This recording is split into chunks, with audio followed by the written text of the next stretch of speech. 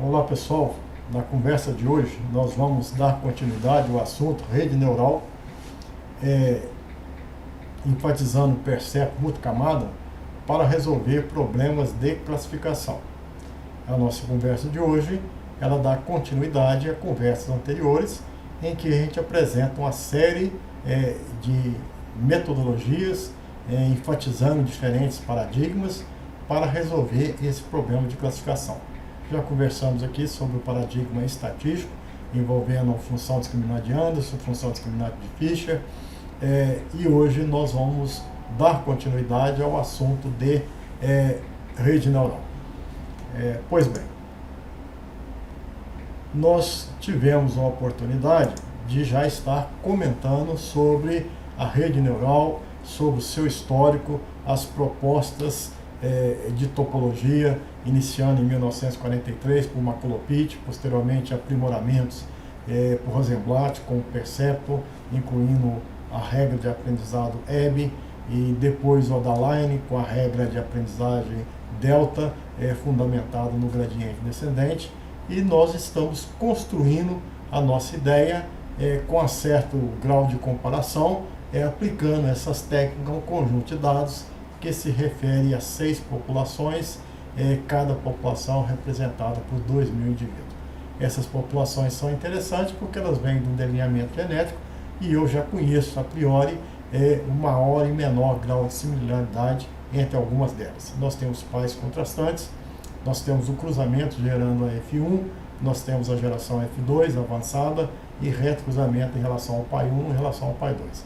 Então nós temos grande diversidade entre pai 1 e pai 2, escolhido por ser contrastantes, e menor diversidade considerando a população P1 e as suas versões de retrocruzamento. Isso é interessante, é um trabalho de simulação, mas dá bem para evidenciar a facilidade e dificuldade das técnicas em discriminar essas populações a partir de 9 características fenotípicas que foram mensuradas.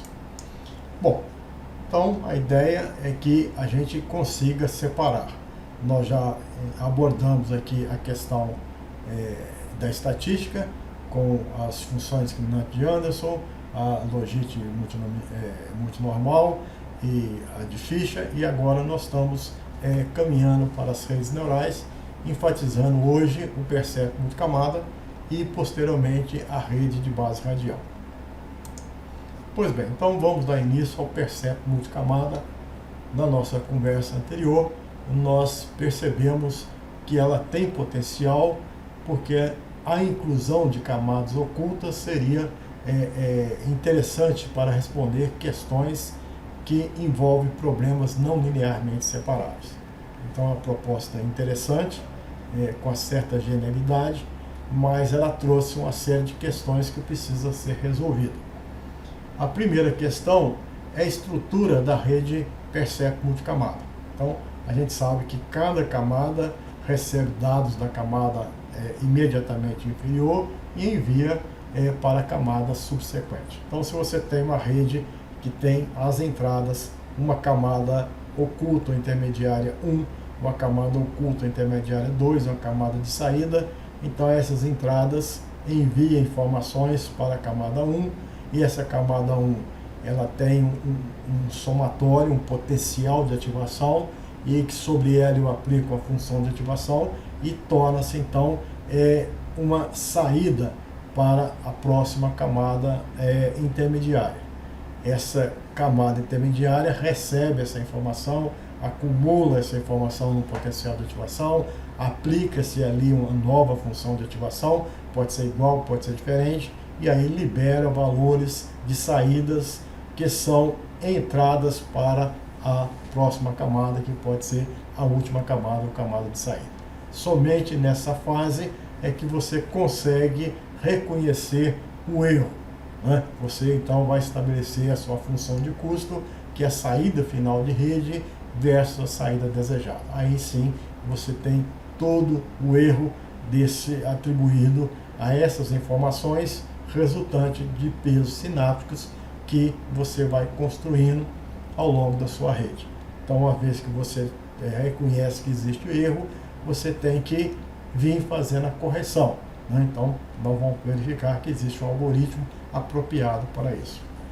A gente percebe que nessa topologia não existe conexões entre elementos da mesma camada. Então, uma camada, ela transmite informação para a camada posterior, mas dentro da própria camada não existe conexões. Então, essa é uma característica do percepto multicamada. Cada camada tem uma função de ativação específica. A gente vai perceber que a camada de intermediária 1, você pode usar uma função de ativação, por exemplo, uma logística, na outra uma tangente hiperbólica, no final uma linear, e isso permite você extrair informações diferenciadas, não só de comportamento linear, quanto de comportamento não linear. A camada de saída recebe os estímulos da camada intermediária e constrói o padrão que será a resposta. Então ele vai entendendo o seu fenômeno e a cada camada, a cada neurônio, ele vai extraindo particularidades e no conjunto, agregando todas as informações, é possível ter um padrão de resposta bastante coerente com aquele que você desejava. As camadas intermediárias funcionam como extratores de características. Seus pesos são uma codificação de característica apresentada nos padrões de entrada e permite que a rede crie sua própria representação mais rica e complexa do problema. Então, cada camada, cada neurônio extrai informações, seja elas lineares, não lineares, efeitos multiplicativos, e vai então guardando essas informações para se ter um dado completo do seu fenômeno que leva a uma saída de rede muito próxima à saída desejada. Pois bem, nós precisamos resolver algumas questões básicas e muitas vezes já estão bem estabelecidos em outras áreas, como por exemplo a área médica, a área de engenharia, mas nas nossas áreas, as áreas mais biológicas, principalmente aquela com ênfase ao melhoramento, nós precisamos então de uma certa quantidade de pesquisa para se ter massa crítica, então se formar uma ideia mais concreta sobre como resolver o problema. Então, um grande problema que se apresenta é o número de camada intermediária. Então, a rede neural tem várias camadas. Várias significa ter uma, ter duas, ter três, 10 camadas. Bom, nós já temos uma certa ideia. Algumas pessoas já nos orientam.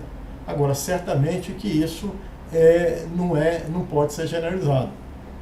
Então, quantas camadas ocultas eu devo colocar para resolver um problema em que as entradas, por exemplo, sejam valores fenotípicos de altura, floração, acabamento, né? São características fenotípicas próprias do melhoramento.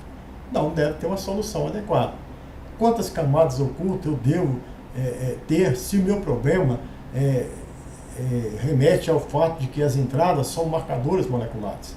Então, marcadores moleculares eu analiso 100, 200, 500, 1000, 5.000, 10.000. Será que é o mesmo número de camadas quando eu tenho entradas fenotípicas e de menor quantidade? E eu passo então a ter informações de marcadores, muitas vezes marcadores são apenas multicategóricos, né? Tem a informação, às vezes eu coloco do A grande, A grande, A grande, pequena, pequena, pequeno, valores -1, 0 e 1, então é um problema diferente. Será que o número de camadas é o mesmo quando as entradas são informações de espectro infravermelho? Então, veja, nós temos situações diferentes que certamente vão demandar soluções diferentes. Mas já existem algumas ideias. Apenas uma camada intermediária é suficiente para aproximar qualquer função contínua. Isso é apresentado pelo seu autor Seebeck em 1989. Então, não é necessário exagerar no número de camadas. Para a resolução de problemas de classificação, uma rede neural com uma camada oculta ou escondida ou intermediária é suficiente.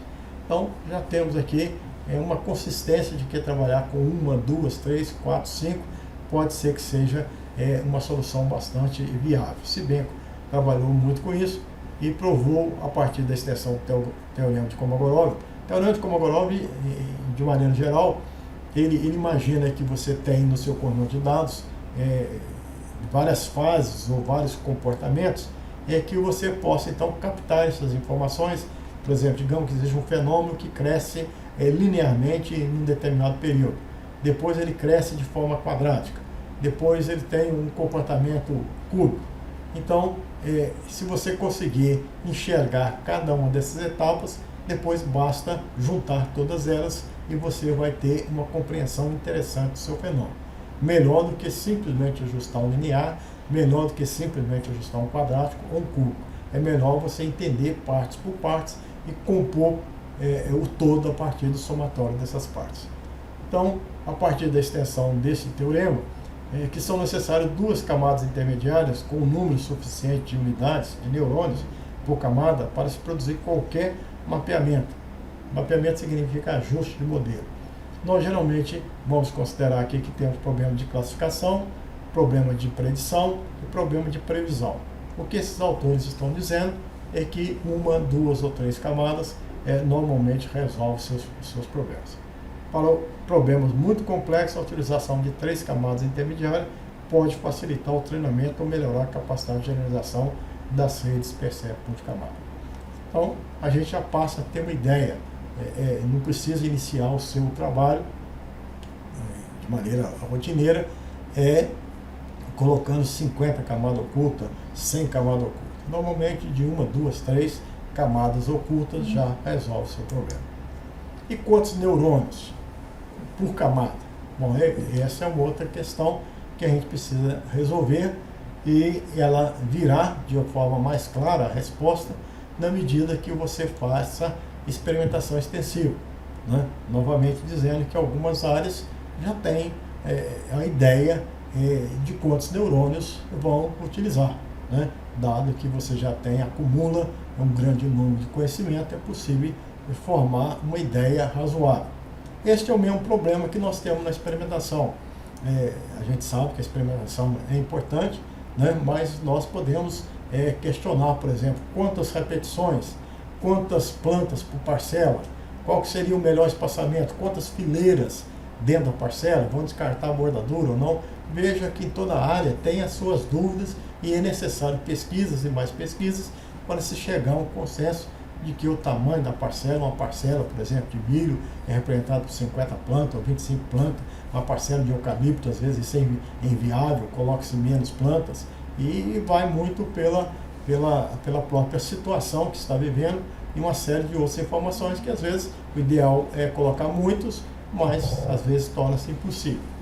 Mas na verdade o nosso muito aqui tem que ser visto com reserva. Então a gente fala que geralmente é definido empiricamente. O próprio computador vai fazer essa tentativa.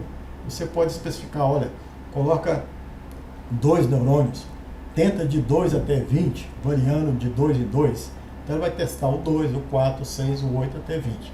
Então você mesmo pode solicitar ao computador que faça essa dosagem e você vai escolher o resultado que mais satisfaz você por algum critério de eficiência, seja ele erro quadrático, R2, taxa de erro, assim por diante. Você tem que ter um cuidado básico, que esse é um problema geral nas redes neurais. É não utilizar neurônio demais. Você deve evitar um excesso de neurônio, porque isso faz com que a rede memorize, tá certo? Você provoca o que a gente chama de overfit. Então a rede com muitos neurônios ela acaba tendo um bom desempenho no seu conjunto de treinamento, mas um desempenho ruim em termos de validação ao arquivo de teste. Então veja, isso não é desejável, significa apenas que a rede está decorando. Então, o que você deseja, por exemplo, um exemplo bastante simples, você quer que a rede aprenda a extrair raiz quadrada. Então você fornece aí números pares, de 0 até 100. 2, 4, 6, 8, 10, até 100. Certo? E você gostaria que ela aprendesse sobre raiz quadrada. Então qualquer número que eu fornecesse à rede, seja ele ímpar, seja ele fracionário, a rede deveria ser capaz de responder. Agora, se você fornece aí cerca de 50 números pares, por exemplo, e coloca aí 50 neurônios, a rede só vai aprender aquele número que você forneceu. Vai ser perfeito. Se forneceu 2, ela sabe a raiz quadrada do 2. Do 4, ela sabe do 4. Do 6, ela sabe do 6. Mas do 2,5, ou do 3, ou do 5, ela é incapaz de aprender. Então, o excesso de neurônio faz com que a rede seja eficiente na fase de treinamento, mas não por aprender o fenômeno, não por ter o conhecimento daquilo que você está estudando, simplesmente por estar decorando aqueles valores de entrada. Você também não pode usar um número pequeno, que pode forçar a rede a gastar muito tempo, tentando encontrar uma solução adequada, certo? E não conseguindo extrair todas as informações que estaria contido no fenômeno que você está estudando. Então, o overfit acontece quando você tem um número excessivo de neurônios, né? Depois de um certo ponto de treinamento, a rede piora, principalmente a fase de extrapolação, então a rede memoriza o que não é desejável. A gente dá um exemplo aqui, digamos que o seu fenômeno está representado aqui nessa figura da letra A. Existe aqui uma dispersão e você quer então que a rede entenda esse fenômeno, né? Então, na letra B, nós vamos dizer que ela não deve ter sido usado poucos neurônios e ela tem um entendimento ruim, fraco, vulnerável daquilo que você está estudando. Ela acha que existe uma reta, apenas reconheceu aí um comportamento linear. Na figura D, também é indesejável, certo? Então, a figura B traduz uma rede que foi estabelecida com poucos neurônios. Na figura D, traduz uma rede que foi estabelecida com muitos neurônios, excesso de neurônio, e ela, então, todos os valores observados vão ser iguais aos valores preditos, certo? Então, a rede decorou cada um desses pontinhos. E a letra C, sim, a gente imagina que a rede ela teve uma boa capacidade de generalização, ela consegue entender que existe uma fase inicial crescente, uma fase intermediária que é mais ou menos um platô ou de pouca resposta, e uma terceira fase que é uma fase decrescente. Então isso significa entender o fenômeno, entregar o conjunto de dados, né, e aqueles neurônios vão extrair, vão estar preocupados com a primeira fase, o outro com a segunda fase, o terceiro com a terceira fase. Entender o fenômeno e não decorar cada observação. Então, a quantidade de neurônio utilizada, ela deve ser calibrada para que você tenha um bom desempenho, não só no treinamento, quanto na validação, na extrapolação da sua rede. Bom, um termo que a gente vai usar bastante é o uso da função de ativação.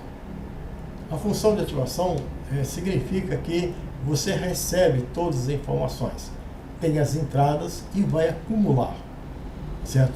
E essas informações e tomar uma decisão e liberar um resultado. Bom, essa liberação do resultado, ela é interessante. Ela é a transformação do todo o conhecimento acumulado para um determinado valor. Esse valor pode ser linear, certo? Ou pode ser não linear. É o caso das funções de ativação, logística, tangente e hiperbólica. Então, a escolha da função de ativação é importante. Ela é particular para cada camada. Então, se a camada 1 ela é a logística, todos os neurônios que acumular informação vai liberar um valor segundo essa função de ativação logística. A segunda camada você pode alterar. Então, você altera as funções de ativação camada por camada.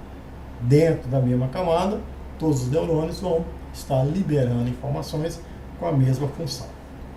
Existe a função linear, normalmente utilizada para reunir todas as informações, então aquela que permite a saída final da rede, né, que vai ser confrontada com a saída desejada. Existem algumas funções de sinal, existe função de degrau, mas a gente vai, para extrair as informações não lineares, a logística, que o MATLAB denomina de log-sig, e a tangente hiperbólica, que o MATLAB denomina tansig, tem sido as mais utilizadas.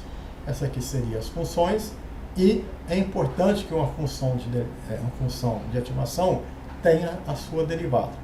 Então nós podemos conhecer não só a função, mas também a sua derivada, né? A gente vai perceber que no algoritmo de treinamento, o backpropagation, ele depende das derivadas da função de ativação. Então é necessário que ela exista. E você normalmente usa uma sigmoide ou uma tangente hiperbólica com bom desempenho. Bom, então nós vamos falar de treinamento.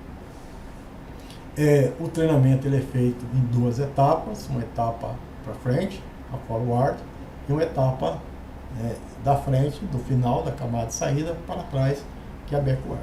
Então, veja que existe uma etapa em que você vai transmitindo informações. Quando chegar ao final, certo? Você vai ter uma saída final de rede que vai ser confrontada com a saída desejada. Aí sim, um vetor de erro passa a ser conhecido e sobre esse vetor de erro nós podemos aplicar uma restrição. Ou seja, nós vamos estabelecer a função de custo e desejar que o erro associado seja o menor possível. Então, processo de minimização para que a gente encontre esses pesos de forma adequada. Posteriormente, aí sim, a gente volta corrigindo todos aqueles pesos que nós atribuímos de uma primeira rodada arbitrária e de uma segunda rodada. A partir daí, essa correção vai seguir uma regra de aprendizagem. Essa regra de aprendizagem é o que está embutida nesse algoritmo de erro de retropropagação. Certo? Nós já aprendemos aqui, em palestras anteriores, duas regras de aprendizagem, que é a regra Hebb, baseada aí em uma discussão geométrica, em produto interno, produtos de vetores, e que conduziu a regra Hebb por uma questão de inclinação para problemas de resposta binária. Nós também já discutimos aqui uma outra regra de aprendizagem que está dentro do modelo de Adaline, né? Onde aí sim tinha também uma função de custo, e nós então aplicamos a teoria do gradiente descendente para obter novos pesos em cima de uma regra que veio da aplicação dessa teoria do gradiente descendente. A gente demonstrou que o peso deveria ser ajustado por um valor delta que corresponderia o produto de uma taxa de aprendizagem vezes o negativo da derivada da função de custo em função do valor do peso, né? E de forma que essa é a teoria do gradiente descendente, e a regra delta nada mais nos diz que ela é consequência, ela pode ser estabelecida como a partir do produto entre o vetor de erro e o vetor de entrada.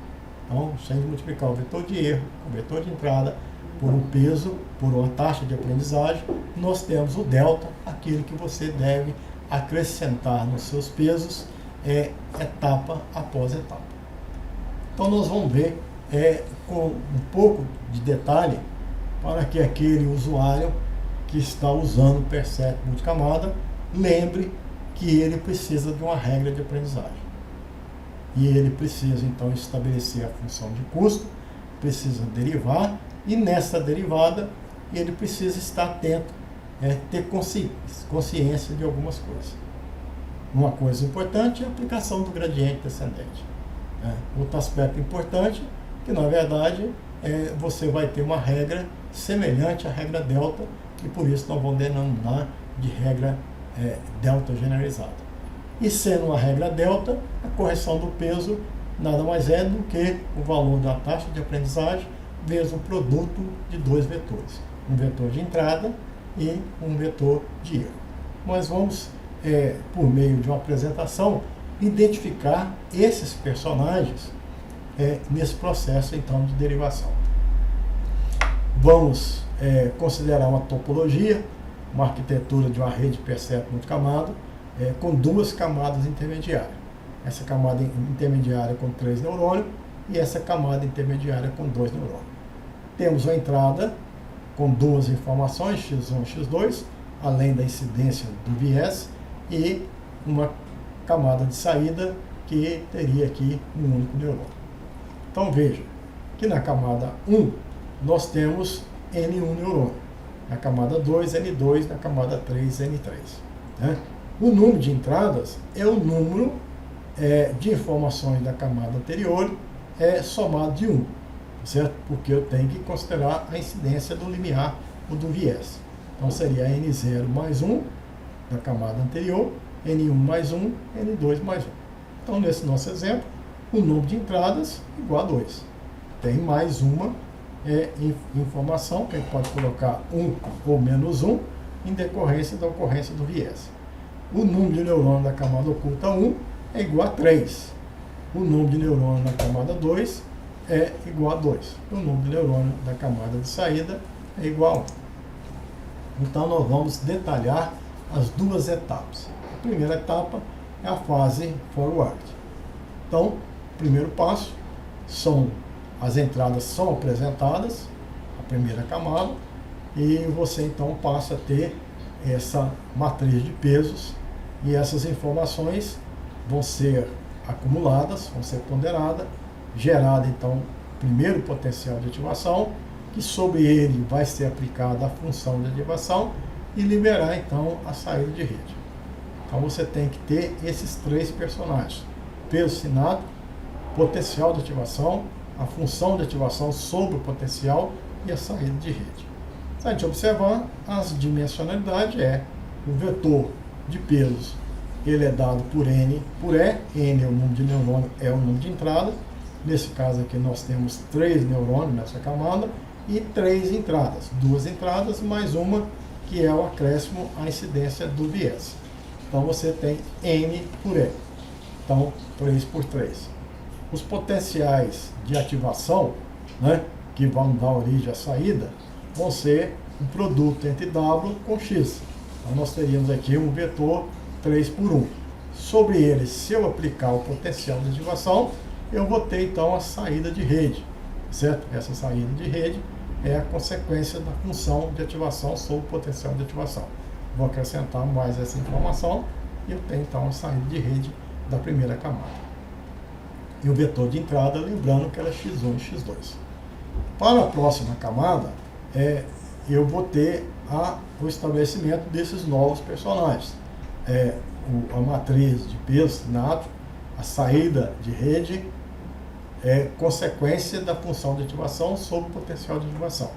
Então, nós teríamos esses três personagens, sendo que o vetor de pesos é um vetor de dimensão 2 por 3, porque eu tenho 2 por 4. 2 neurônios nessa camada e 4 entradas, ou seja, 3 entradas, que seriam os 3 neurônios da camada anterior, acrescido da informação do viés. Então, dessa forma, eu vou ter que estabelecer os valores desses pesos. O potencial de ativação é o acúmulo da informação desse neurônio 1, desse neurônio 2, e a saída de rede, além dessa informação que vai para a próxima camada, que é a informação do limiar, eu tenho que aplicar a função de ativação sobre esse potencial de ativação. Então, daria uma saída de rede, nesse momento, temporária, igual a 3 por 1. E no passo final, na etapa que se atinge a camada de saída, nós temos novamente estabelecer um vetor, nesse caso é um vetor de pesos, o potencial de ativação e a saída de rede. Esse vetor é N por 1. Então existe uma linha correspondente à informação desse neurônio e N por E. E E é o número de entrada, que é o número de neurônio, mais um da camada anterior. Aqui o potencial de ativação desse neurônio e a saída de rede, que é a aplicação da função de ativação. Então, nesse momento, nós dizemos que a etapa forward, ela finaliza, porque eu tenho a saída final de rede que pode ser confrontada com a saída desejada, que nós vamos denominar de Y. Então, um erro estabelecido. Se nós temos o erro, nós podemos formar uma função de custo, que será minimizada. Então, nós podemos apresentar a nossa questão. Quais seriam os valores de W mais convenientemente estabelecido que conduziria a um valor de erro dessa função de custo o menor possível? Então, veja que essa pergunta ela vai ser feita, vai ser estruturada no final da sua fase forward.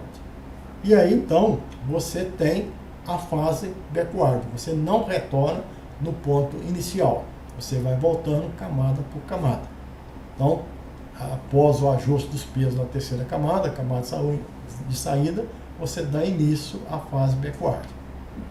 Então, o valor de erro é retropropagado para as camadas anteriores. E esse erro que é retropropagado que determina a nossa correção. Então, novamente, lembrando que o processo, a regra de aprendizagem delta, que vai se chamar agora delta generalizada, nada mais do que um produto entre as entradas e o vetor de erro. Mas esse vetor de erro, ele é retropropagado. E as entradas, que são as entradas? A entrada de cada camada corresponde, tá certo? Essas entradas vão ser conhecidas por esse neurônio. Nessa camada final, a entrada é a camada 2. Da camada 2, a entrada é a camada 1. Da camada 1, a entrada seria os valores originais. Então, dessa maneira, a gente vai obter o W3, o W2, o W1, esses deltas para fazer as correções, pensando em encontrar um vetor, digamos assim, de erro e uma informação de entrada. Então, vamos pensar nessa função e nosso objetivo é minimizar essa função sempre. Seja na camada final, sempre é essa mesma função que vai ser minimizada. O que nós queremos é achar valores de W que permita a minimização dessa função. Então, nós vamos, se é esse o nosso objetivo, a terceira camada, achar os valores do peso sináptico nessa camada, nós vamos derivar essa função em função desse vetor, que no caso o vetor, mas normalmente é uma matriz de peso sináptico. O ajuste é realizado empregando a abordagem do gradiente descendente. O que é o gradiente descendente? É dizer que esse delta, certo, vai ser ajustado por meio do produto do negativo de uma taxa de aprendizagem vezes essa derivada que nós precisamos encontrar. Tá certo? Então, nós precisamos encontrar a derivada para a aplicação do gradiente descendente. Porque o negativo dessa derivada multiplicado por a taxa de aprendizagem é o valor que eu devo somar nos deltas para fazer a devida correção. Então, vamos fazer essa derivada aplicando a regra de diferenciação em cadeia. A gente observa bem, ela pode ser dada por esse produto, de cada uma dessas derivadas. Então, se a gente simplificasse aqui, a gente retornaria a esse valor. Pois bem, então nós temos 3 elementos. Esses 3 elementos são fáceis de ser estabelecidos parte a parte. Esse primeiro elemento, que é a derivada do potencial do W em relação a W, nós sabemos que o potencial 3 nada mais do que o produto dos pesos vezes as entradas, que no caso aqui é uma saída na segunda camada, mas essa na segunda camada é a entrada da terceira camada. Então, para a terceira camada, a entrada é a saída intermediária da segunda camada. Se eu diferenciar e obter a derivada, a gente vai verificar que se a derivada é em relação a W, é uma constante, saída de rede constitui a constante, então nós temos apenas o valor da constante. Nesse segundo elemento, nós sabemos que existe uma relação entre a saída e o potencial. A saída nada mais do que a aplicação da função de ativação sobre o potencial. Então veja que a derivada em relação ao potencial nessa camada nada mais do que a derivada da função de ativação. Nós tínhamos dito anteriormente que você deve escolher uma função de ativação eficiente para extrair comportamentos lineares e não lineares e que uma exigência que ela tivesse derivada. Então veja que aqui nós vamos precisar dessa informação dessa derivada. E nós precisamos então desse primeiro elemento, que é a relação, a derivada do erro em relação a YR3, né? A saída de rede na camada 3. Nós já sabemos dessa expressão que o erro nada mais do que a diferença, esse produto, da diferença entre a saída desejada e a saída de rede. Podemos colocar em um somatório. Isso significa que essa derivada vai dar 2 vezes esse que está dentro desse parênteses, e a derivada desse YR3, que é menos 1. Então, esse 2 corta com esse meio, teriam essa expressão. Se isso que a gente desejava, eu tenho agora o elemento 1, 2 e 3. Então, vou multiplicar elemento 1, 2 e 3. Então, a derivada é dada por essa expressão, né? Nós trabalhamos parte por parte e chegamos a essa expressão. Essa expressão, o negativo, existe uma fração aqui, que é a fração que a gente considera que ela é uma porção do erro. Então, y menos y3 é uma fração do erro. É um erro ponderado pela essa derivada dessa função de ativação.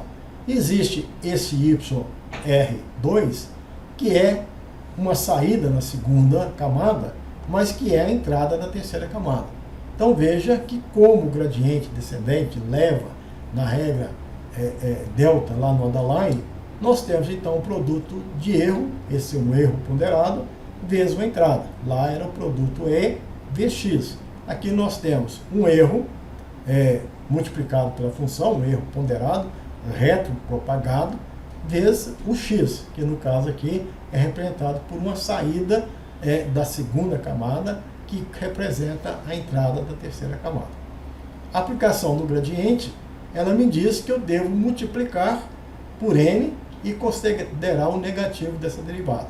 Então, logo, esse delta vai ser n, que é a taxa de aprendizagem. O negativo basta sumir com o valor, multiplicar por menos 1, some.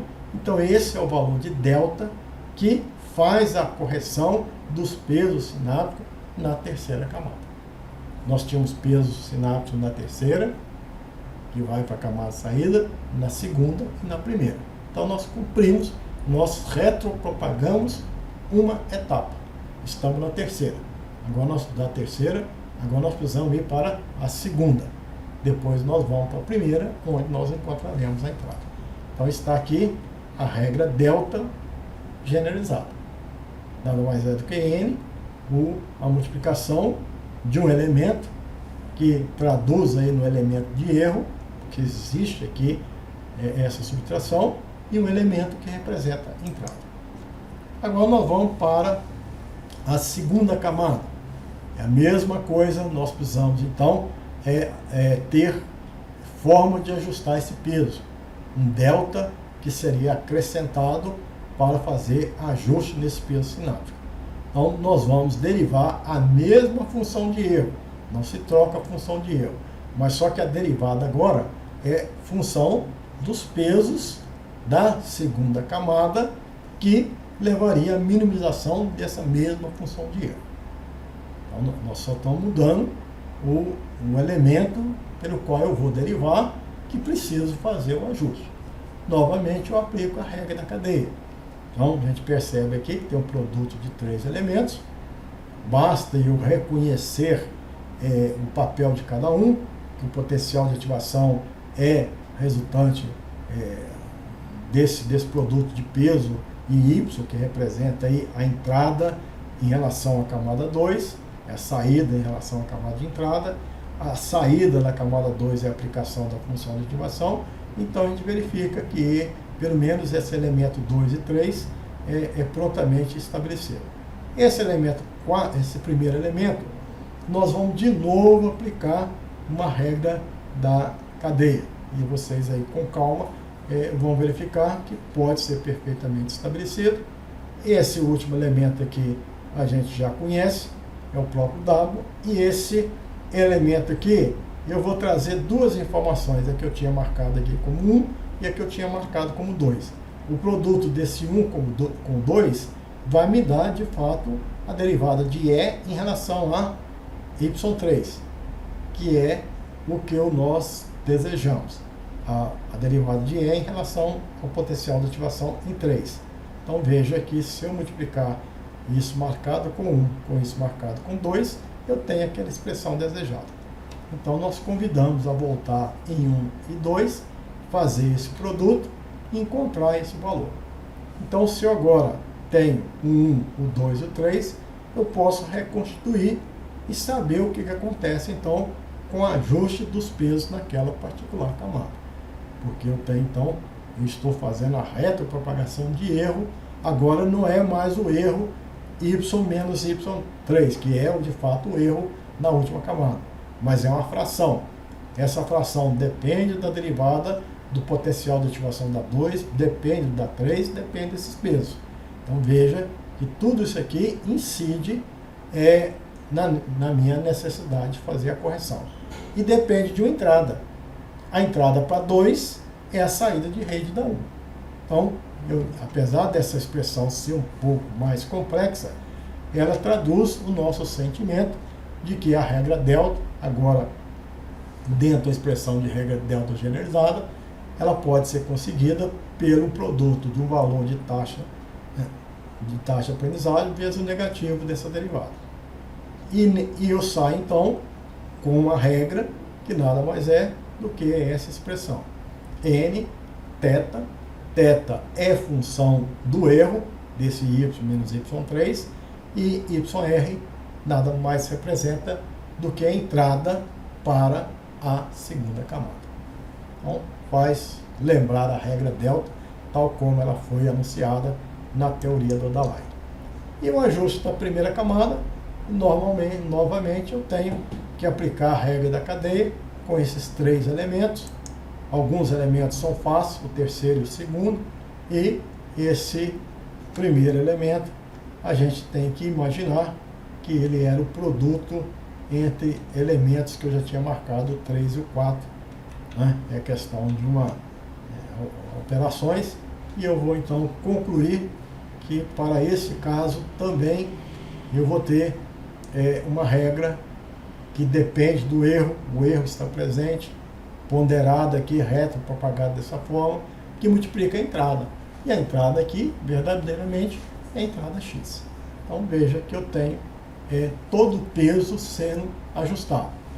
Bom, isso precisa ser visto com calma, mas a gente pode entender, pelo menos, a filosofia que está atrás da retropropagação de erro.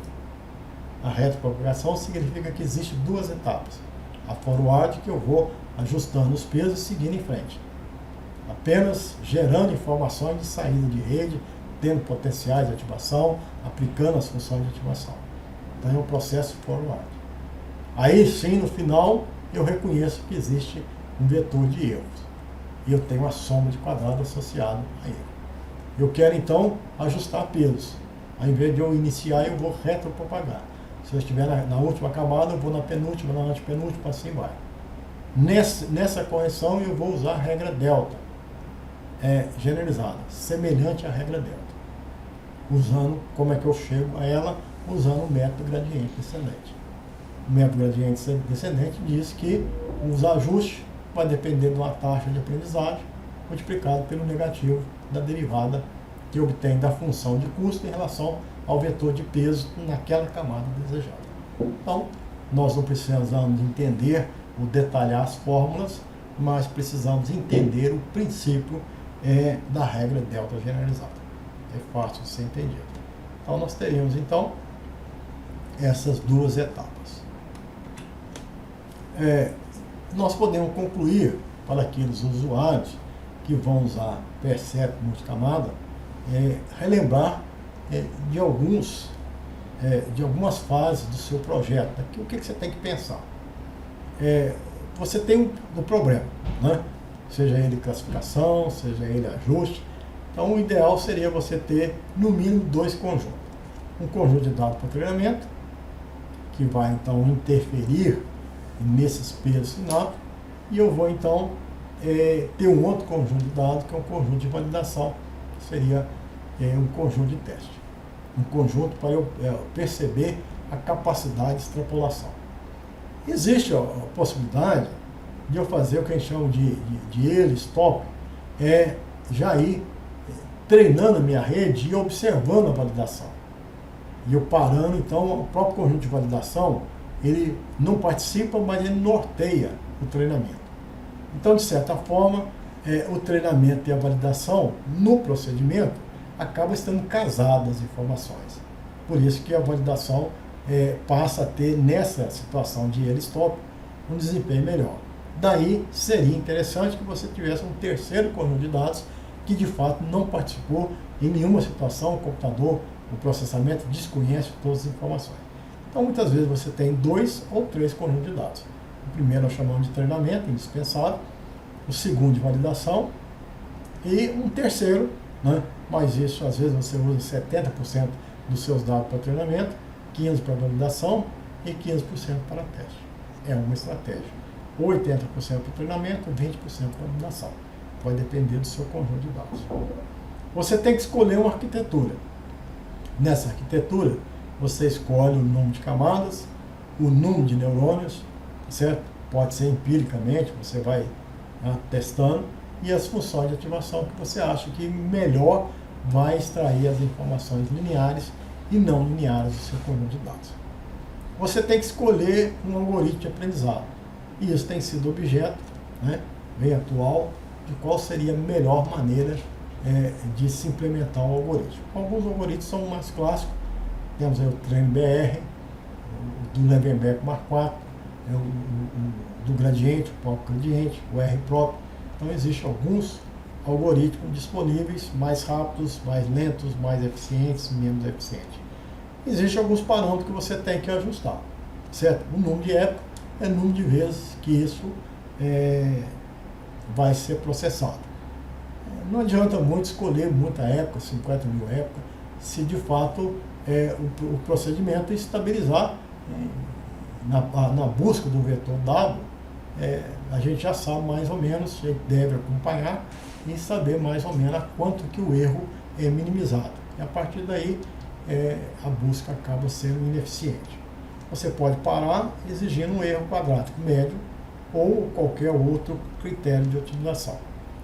Que outro critério você pode usar? Pode usar R2, taxa de erro, tá certo? Acurácia seletiva, acurácia preditiva, viés e tudo mais. Então, a seleção dos parâmetros da rede é um processo tão pouco compreendido que muitas vezes é chamado de magia negra, tá certo? Isso é uma crença antiga que a gente tenta superar. Uma pequena diferença é capaz de levar a grandes mudanças. Mas tudo isso é bem estabelecido, está sendo bem discutido e de forma que as nossas decisões, orientações têm sido as mais objetivas e as mais eficientes possível, né? Bom, a gente vai recomendar para vocês, tem uma apresentação na internet que é bastante interessante, em que o autor nos fornece aqui vários conjuntos de dados. Um deles seria esse aqui, de separação de duas populações, uma população amarela, outra população azul, e você poderá rapidamente verificar as consequências. Tendo essas duas entradas e tendo então o output, que seria essas duas populações, quais seriam a eficiência do procedimento se eu usasse duas camadas, a primeira camada 4 neurônios, a segunda 2, você rapidamente pode alterar esses valores e constatar aí situações que poderia ser mais eficiente. É mais eficiente colocar mais neurônio na primeira, mais na segunda e assim por diante, né? Aqui nós temos um exemplo em que tem a entrada x1 e x2 e ele inclusive enriquece, acrescenta x1 ao quadrado e x2 ao quadrado. E propõe o uso de 3 camadas, a primeira camada com 8 neurônios, a segunda com 8, a terceira com 8, né? Ele utiliza o uso de funções de ativação específica que você possa escolher, e aí ele vai perceber que com o tempo cada neurônio seria capaz de captar um determinado padrão e depois de certo tempo ele poderia perfeitamente reconhecer as populações azuis, azul e amarela, né, de forma eficiente. Pois bem, nós vamos, no nosso caso, apresentar um exemplo. Primeiro, um exemplo simples, para que a gente destaque alguns aspectos, e posteriormente nós vamos, de fato, voltar à análise daquele nosso conjunto de dados referente a 6 populações, PAI1, PAI2, F1, F2, retrocruzamento 1, retrocruzamento 2. Nesse primeiro exemplo, bastante simples, nós vamos verificar que eu estou trabalhando com 2 populações. Eu já tinha trabalhado com esse conjunto de dados com a abordagem Percept, Papillopit, Adaline, e às vezes eu, né, em várias situações, eu encontrei 3 ou 4 erros de classificação em 100 indivíduos. Agora nós vamos propor uma rede com essa topologia. Nós vamos ter 2 entradas. Esse aqui é o meu conjunto de dados, x1 e x2. A gente percebe que não é linearmente separável. Uma fronteira, se for colocada a fronteira aqui, eu cometo erros. Por exemplo, essas 2 bolinhas vermelhas estariam erradas, essas 3 bolinhas azuis estariam no grupo vermelho. Então, essa fronteira aqui conduziria a 5 erros. Eu posso ter essa fronteira em outra posição, que poderia conduzir, por exemplo, a 3 erros. Então, a gente pode imaginar diferentes soluções. Então, se fosse aqui, por exemplo, eu teria esse erro, teria esse erro, teria esse erro. Mas isso se a gente pensasse apenas em técnicas que buscam uma separação linear. Mas se eu usasse o Percept multicamada, que vai além de resolver problemas lineares, eu poderia testar então uma rede com 2 camadas de entrada, representando aqui x1 e x2, e se eu colocasse 2 camadas ocultas, né, e aqui a camada oculta com 3 neurônios, a segunda camada com 3 neurônios, e uma camada de saída com 2 neurônios, representando então a informação da população 1 e da população 2. Vamos pensar em funções de ativação TANSIG nas 2 camadas e verificar o que daria o resultado usando um algoritmo de Levermeck-Marquardt. Nesse momento eu vou usar um vocabulário próprio do aplicativo MATLAB, mas tem bastante analogia com o aplicativo R, Python e tudo mais. Então vamos aqui imaginar que eu tenho o meu conjunto de dados e eu quero estabelecer uma rede que permita separar a população 1 da população 2. Certo? Uma solução simplista seria então achar uma fronteira linear. Uma situação mais elaborada é achar uma topologia que vai além dos aspectos lineares e poderia então separar as populações. Aqui nós temos os dados originais da população 1 variando de 85 a 130, da população 2, do variável 2 de 120 até 180. Eu posso normatizar os dados, né, fazer com que x1 varia de 0 até 1, maior valor 1, menor valor 0, x2 varia de 0 até 1. A transformação linear, a dispersão é a mesma, mas facilita muito trabalhar com a rede neural. Pois bem, então, não se pretende ensinar aqui o MATLAB, mas apenas a maneira como o processamento é conduzido. Nós precisamos definir os dados de entrada, são as 2 variáveis, e a saída, que pode ser um vetor ou uma matriz. Né? É uma matriz em que a primeira linha representa a incidência ou não da população 1, e a segunda linha a incidência ou não da população 2. Existem alguns comandos específicos em cada linguagem. No MATLAB é newRPF. Então você vai especificar o valor mínimo, o valor máximo das variáveis, e aqui o número de camadas. Se você colocar 10 e 10, aqui 1 seria 2 para a camada de saída, e aqui você coloca a camada intermediária. Essa representação fala que você quer 2 camadas intermediárias, e cada camada intermediária teria 10 neurônios. Então é essa forma que você fornece ao computador a informação da topologia.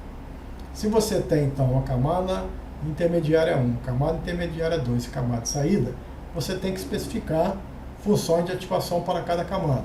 Então para a camada 1 você vai usar o Purlin, que é linear, a camada 2 TANSIG e a camada 3 TANSIG. Normalmente a camada de saída ela é a linear, então é ela que seria a Purlin. E essas duas você pode usar o LogSig, TANSIG. Existe uma série de funções de ativação que você pode utilizar.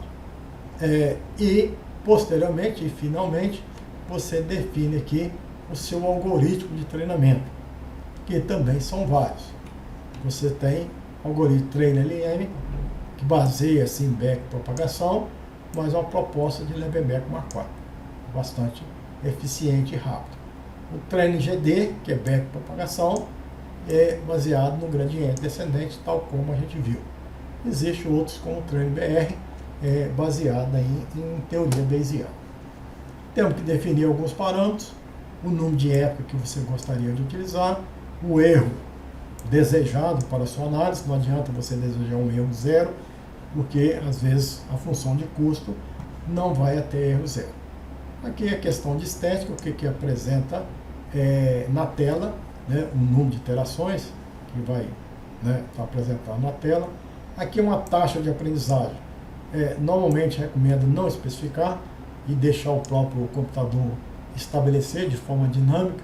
Muitas vezes se começa com a taxa de aprendizagem elevada e posteriormente vai reduzindo. E se você quiser especificar o tempo, também existe comando para isso. Pois bem, aí você treina a sua rede, que você vai denominar, o nome que você vai denominar, as entradas e aqui a saída, né? A matriz de entrada e a matriz de saída, ou vetor de saída. E posteriormente você pode usar para fins de extrapolação no seu conjunto de validação, de teste, aí simplesmente usando o comando sim a partir da sua rede gerada. E nesse caso você só tem que colocar a entrada para gerar uma saída de rede predita. É possível então calcular um erro. Para esse caso de duas populações, as entradas então seria de duas variáveis, x1 e x2, e aqui os seus vários indivíduos. Nós temos 100 indivíduos, 50 da população 1, 50 da população 2. Você entra com a informação da população como sendo 1 e 2, mas o próprio programa, ele primeiro normatiza a entrada, então o maior valor torna-se 1 e o menor valor torna-se 0, então ele vai trabalhar com a informação normatizada, e a informação da saída, ele coloca então as incidências, por exemplo, os 50 primeiros valores são de indivíduos da população 1, os 50 últimos da população 2, que vai chamar de 0. O 51 a 100, por exemplo, é da população 2, então a incidência aqui é 0, e do 51 a 100 seria então a incidência da 1 para a população 2. Então ele muda o seu conjunto de dados, faz uma transformação para o melhor processamento. Você pode especificar, então, você tem duas entradas, duas camadas, por exemplo, a primeira com 3 neurônios, a segunda com 3 neurônios, e a sua saída de rede, que vai se comparar com a saída desejada, vai ter duas linhas a sua matriz. Uma linha de incidência da população 1, uma linha de incidência da população 2. Esse aqui é o desejado, estaria contido aqui. E vai ter uma saída de rede compatível, dimensão, que vai ser confrontada. Pois bem, então nós vamos ter aqui o resultado. Nós vamos processar os seus dados. Nós temos as estimativas dos limiares, estimativa dos pesos sinápticos das camadas intermediárias, estimativas de a camada 1 em relação à camada 2, da 2 em relação à camada de saída.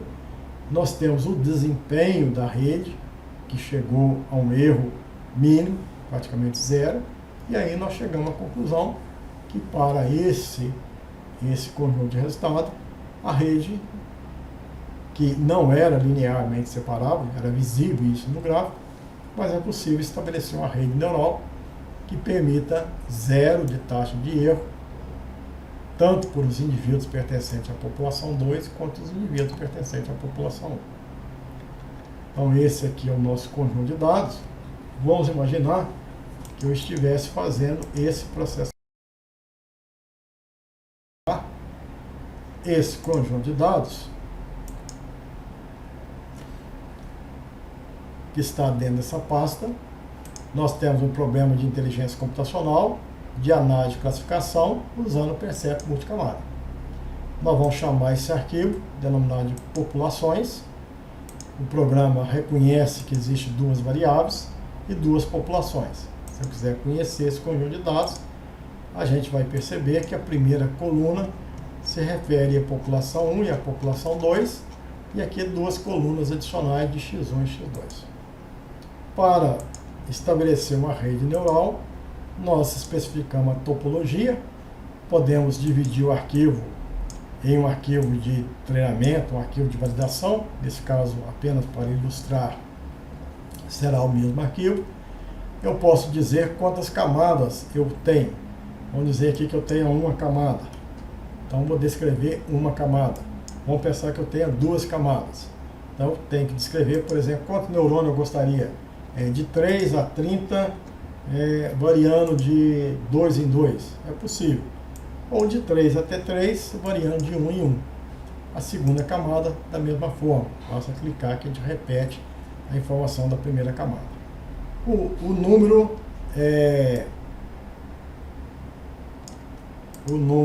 de épocas a gente especifica, que é um critério de parada. O erro quadrático é outro critério de parada. E aqui eu vou escolher o algoritmo desejado, né? Então, existem vários, vou escolher para a resolução desse problema o train-LM. Aqui não vou usar LSTOP, não é necessário embaralhar. E a função de ativação, eu gostaria que tentasse apenas a log-seq. Posso tentar vários aqui. Ou vou testar apenas a tan-seq. Eu retorno e começo então a processar os meus dados, né? Então, eu vou ter aqui uma parte de processamento dos meus dados. Isso significa que o computador é capaz de chamar o MATLAB, dentro da topologia que eu especifiquei, ele vai processar os meus dados e vai gerar aqui os meus resultados. Uma série de resultados, inclusive a análise gráfica, mostrando a importância das variáveis, a taxa de erro que foi igual a 0, e se eu quiser, eu posso recuperar as informações de pesos. Informações de peso, bastando eu fazer aqui o acesso conveniente. Então, dessa forma, eu consigo processar o meu conjunto de dados. Pois bem, vamos agora voltar ao conjunto que nós estamos analisando. Então, numa primeira análise, nós questionamos se era possível ter alguns bons resultados envolvendo diferentes algoritmos de treinamento com uma única camada, com diferentes números de neurônio, por exemplo, de 2 até 20, com funções de ativação diferentes para essa camada, e nós temos aqui o resultado. Então nós estamos percebendo que algoritmos diferentes, tá certo? Às vezes proporcionam resultados semelhantes, outros apresentam resultado mais favorável. Aqui 14, nós desejamos uma menor taxa de erro possível. Então não podemos pensar neste, o menor valor, 14,20. Em termos de validação, em termos de treinamento, este também foi interessante, esse com 9,64, esse aqui um pouco maior, esse aqui menor o valor. Então você tem um valor, você pode tomar decisões de qual seria a melhor opção, observando as taxas de erro de validação e de treinamento. Nós marcamos isso aqui porque nós vamos utilizar posteriormente. O tempo gasto, a gente verifica que alguns algoritmos, esse TrainBR, ele normalmente produz um bom resultado, mas à custa de um tempo de processamento maior. A gente verifica que é possível usar diferentes funções com diferentes desempenhos e algumas vezes menor número de neurônio não significa necessariamente melhor desempenho. Por isso que é necessário que você faça o processamento fazendo uma análise exploratória, não só no algoritmo de treinamento, quanto na função de ativação e o número de neurônio que você gostaria.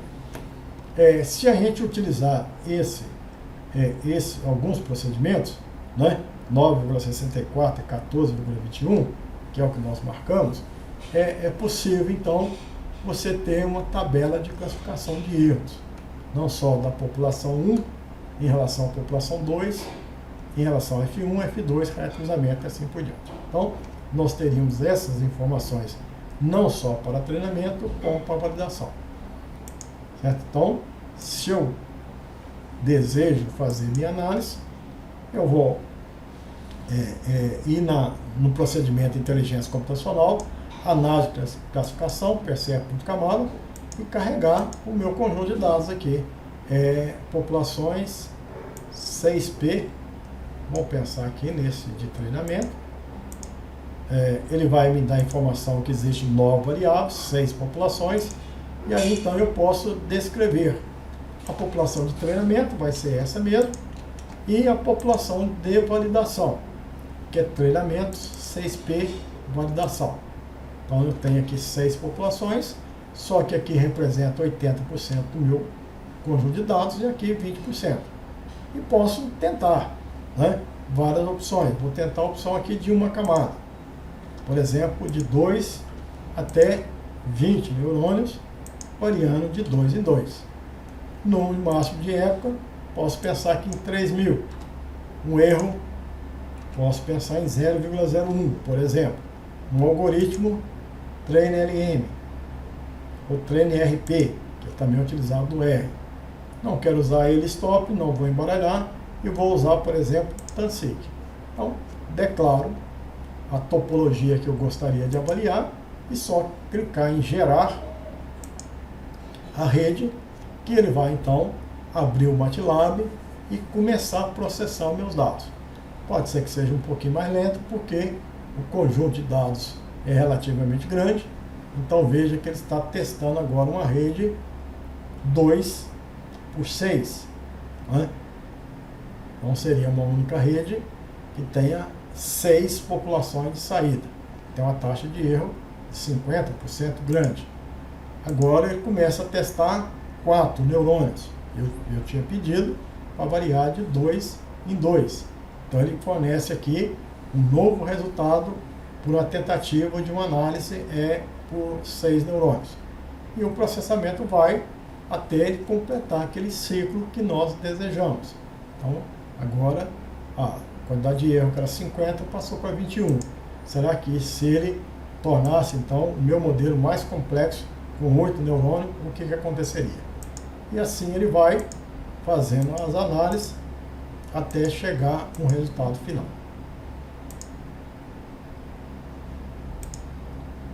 Pois bem, nós interrompemos a análise e já temos aqui uma compilação. Com essa topologia especificada, né, depois de algumas tentativas, eu consigo 9% de erro na classificação do arquivo de treinamento e 14% de erro no arquivo de validação. Então, os indivíduos da população 1 foram classificados a 1. Mas tem algum erro aqui, que esses indivíduos foram classificados também na 5. Indivíduos da população 2 foram bem classificados na 2. Indivíduo da 3, que é F1, foi classificado na 3, na 4 e na 5. Então, esse gráfico aqui ilustra bem os seus erros. De forma que eu posso também chegar a uma conclusão, que eu gastei 14 neurônios e tive esse resultado. Uma questão e se eu gastasse 14 neurônios em 2 camadas, 7 no primeiro, 7 no segundo? Se eu colocasse 4 no primeiro, 10 no segundo, 10 no primeiro, na primeira camada e 4 no segundo. Você pode então concluir que 14 neurônios pode não ser igual a 7 por 7. 14 neurônios em uma camada pode não ser a mesma coisa de 7 por 7 em 2 camadas. Então é questão de você investigar mesmo a topologia. Camadas diferentes consegue extrair aspectos diferentes do seu fenômeno. O fato é que depois que você decidir fazer as melhores análises possíveis, você vai chegar ao resultado que você acredita ser o mais apropriado. E para o nosso conjunto de dados, a gente então pode chegar a uma certa avaliação. Ou seja, o uso do percepto de camada em relação àquilo que eu venho aplicando, de fato, está proporcionando uma quantidade de erro menor associada a uma taxa de erro menor. Isso é válido não só para fim de treinamento, como para fim de validação. Então, a gente vai constatar que para esse conjunto de dados específico, o uso do percepto multicamada aparentemente é mais vantajoso, porque eu, ao invés de ter 385 erros, eu consigo ter 341. né? Ou seja, menos indivíduos foram classificados de forma incorreta. Pois bem, o que a gente gostaria de falar, por hora é isso, é aprender sobre a técnica de percepto multicamada e, em próxima ocasião, nós vamos apresentar outras técnicas de rede neural, como é o caso da rede baseal, que pode ser também uma técnica de bastante potencial para ser utilizada. O importante é que a gente tenha conhecimento dos procedimentos, que a gente faça um bom processamento e que tenha um resultado que seja o mais adequado possível, me garantindo maior êxito, menor custo, menor gasto de recurso e maior sucesso, principalmente no meu programa de melhoramento.